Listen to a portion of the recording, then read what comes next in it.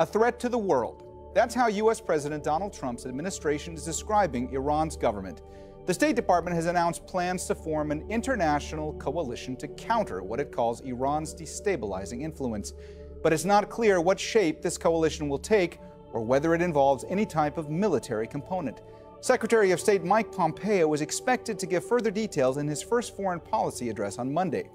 We'll get to our guests in a moment, but first, let's have a listen to what the State Department spokeswoman, Heather Nauert, had to say on this issue. The United States will be working hard to put together a coalition, not unlike the de-ISIS coalition, where we bring together a lot of countries from around the world with the specific goal of looking at the Iranian regime through a more realistic lens, not just through the lens of the nuclear deal, but rather through all of its destabilizing activities that aren't just a threat to the region, but are a threat to the broader world. Here in Izmir, Turkey's full range of firepower was on display as it kicked off the International FS 2018 military exercise along the shores of the Aegean Sea. Turkey is a critical partner to the United States and to NATO, and it brings so many countries, over 20 countries together, working together to build interoperability and to demonstrate the commitment of the alliance all working together. Dozens of fighter jets, tanks, armored vehicles, attack helicopters, warships, and special forces operators from across the world participated in the military drill. This is where we're expecting more simulated airstrikes, as over 20 separate countries are working with the Turkish military. And right now, the F-16 just direct hit on the target. This is Turkey's largest international military exercise, with over 20 separate countries working with the Turkish military command. The Turkish military officials that we've spoken with tell us that this exercise is meant to enhance the cooperation between all the countries involved. In his first sermon of the Islamic holy month of fasting, a normally mild-mannered cleric's outspoken rebuke of the American president. This evil newcomer, Donald Trump, showed us he is a crazy man. He's doing everything and saying everything without wisdom. He has no religion, no humility, no shame, no consideration. He has nothing. In reality, he's someone who has nothing.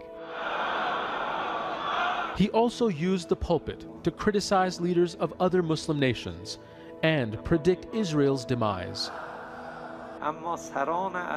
Arab leaders are silent because America has dominated them. As the Supreme Leader said, they are paid slaves who have no voice. And the international community and the Organization of Islamic Cooperation showed that they cannot follow the rules. They don't have consensus, and morality has no place in diplomatic affairs. The imams who lead Friday prayers speak for the Supreme Leader. So it's an easy way for worshippers to know what's on Ayatollah Ali Khamenei's mind. Palestinians stood up, and over the past few days, people came to the scene unarmed and were massacred. It was another disgrace in the dark history of this dirty regime of Israel. And the President of America is its supporter, and it was the latest evidence that they are not committed to any rule of law. The sermon was punctuated by familiar chants of death to America, Israel, Britain, and Saudi Arabia. Donald Trump has been a critic of Iran's involvement in conflicts in the Middle East since he was a presidential candidate.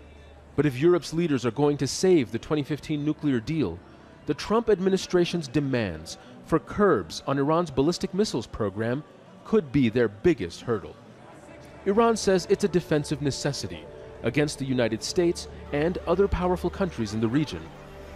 And despite suggestions by European signatories, Iran says compromising its self-defense capability is off the table, even if it means scrapping the nuclear agreement.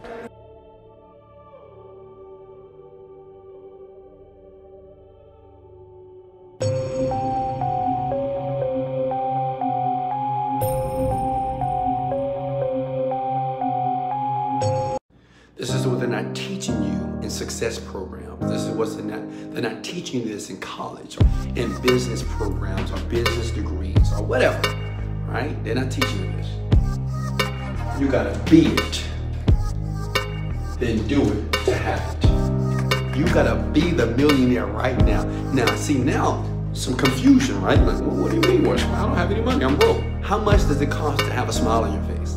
$0. It costs $0. If you was a multi-millionaire, wouldn't you be smiling all the time? Like if you had $100,000 that was coming into your bank account, or $10,000 that were coming into your bank account every single month, wouldn't you be smiling? You gotta apply it, you gotta do it. If you don't do it, understand this, you got 80% of people, they hear this stuff, they listen to this stuff, and they don't do nothing with it. I hope that's not you. 6 years ago, when no one knew who I was, 6 years ago, I decided to be the guy.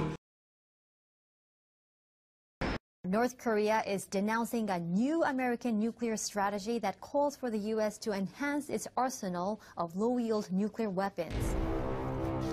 A spokesperson for the North Foreign Ministry's Institute of American Studies says the U.S. strategy is a declaration of war against the world. As part of our defense, we must modernize and rebuild our nuclear arsenal, hopefully never having to use it, but making it so strong and so powerful that it will deter any acts of aggression by any other nation or anyone else.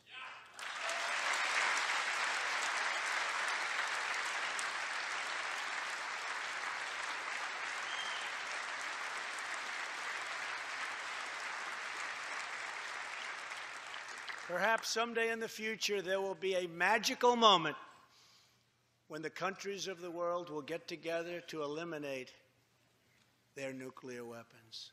Unfortunately, we are not there yet.